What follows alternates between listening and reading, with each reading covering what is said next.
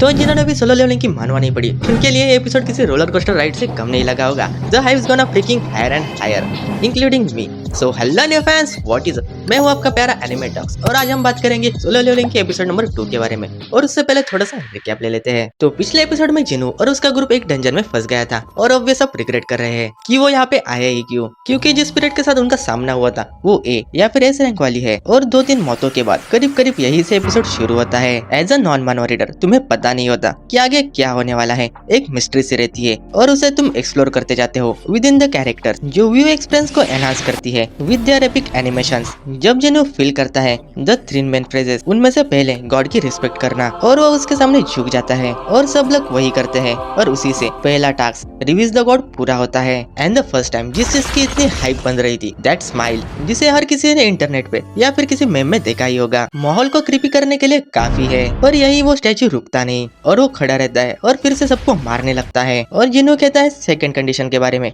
जहाँ पे उन्हें गॉड की वॉरशिप करनी है। और वहाँ पे एक बंदा जिसने एथोलॉजी की पढ़ाई की थी, उसे लगा था कि वो गॉड को शांत कर देगा और इस वजह से वो उसकी पूजा करने लगता है। और एज यू नो उसके साथ क्या हुआ, वो भी भगवान को प्यारा हो गया। मतलब तुम्हें क्या ही लगा था, एक स्टैचू जो तुम्हें कुचलने वाला है उसके सामने तुम गाना गाओगे और वो शांत बैठ जाएगा। वैसे मुझे भी लगा था कि वो स्टैचू रुक जाएगा, मगर उस बंदे की मरते ही वहाँ के सारे लोग इधर उधर भागने लगते हैं। और वहीं से एक क्लू मिल जाता है, अगर तुम हत्यार वाले स्टैचू के सामने रुकोगे तो तुम मारे जाओगे, और जिन स्टैचू के हाथ में इंस्ट्रूमेंट्स है, अगर तुम उनके सामने खड़े रहोगे तो तुम बच जाओगे। मगर एक कंडीशन के साथ, एक स्टैचू के सामने तुम एक ही जन खड़े रह सकते हो। और अपना जिनो ऐसे भागता है जैसे मौत उसके पीछे लगी हो। पता नहीं क्यों, लेकिन यहाँ तक आते आते मेरी हार्ट बीट भी पड़ने लगी थी। मगर कैसे कैसे करके अपना जिनो बच जाता है, लेकिन हम देखते हैं कि उसने अपना पैर गमा दिया है। और यहाँ पे मैं सोच रहा हूँ कि स्टोरी की शुरुआत में ही एमसी को लंगड़ा कर दिया, लेकिन मुझे याद आया कि एपिसोड का नाम है if I had one more chance है। इसका मतलब तुम कुत्ते जैसे पहले जाने वाले हो। तभी वे लोग आर्ग्यूमेंट करने लगते हैं और एक दूसरे पर इल्जाम लगाने लगते हैं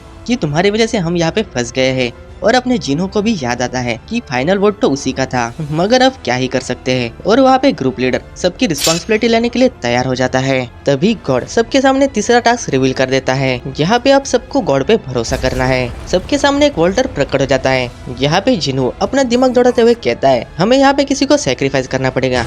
और लीडर भी और हम देखते हैं कि लीडर आगे चला जाता है और वहाँ से अचानक से फायर दिखने लगती है, लेकिन उसके साथ कुछ नहीं होता। तो सारे लोग एक एक करके उस वोल्टर के सामने खड़े रहते हैं। तभी हमें पोर्टल गेट के बारे में बताया जाता है। बेसिकली गेट को पूरी तरह से ओपन होने के लिए 7 दिन का समय लगता है। और जब गेट ओपन होता है उसे डंजन ब्रेक होना कहते हैं। और हंटर क्या करते हैं, वो अंदर जाकर उन मॉन्स्टर्स को हमारी दुनिया में आने से रोकते हैं या फिर वो उन्हें मार देते हैं। और वे लोग इसमें फेल हो जाते हैं तो ये बंदा अपने रियल वर्ल्ड में आ जाएगा। तो चलो हम फिर से डंजन में आते हैं। वहाँ पे सारे लोग वहाँ पे खड़े थे और उनके अराउंड एक एक रेड फ्लेम चल रही थी, जो कि लोगों की संख्या को दर्शा रही थी। और ब्लू फ्लेम वो किसी टाइमर की तरह काम कर रही थी।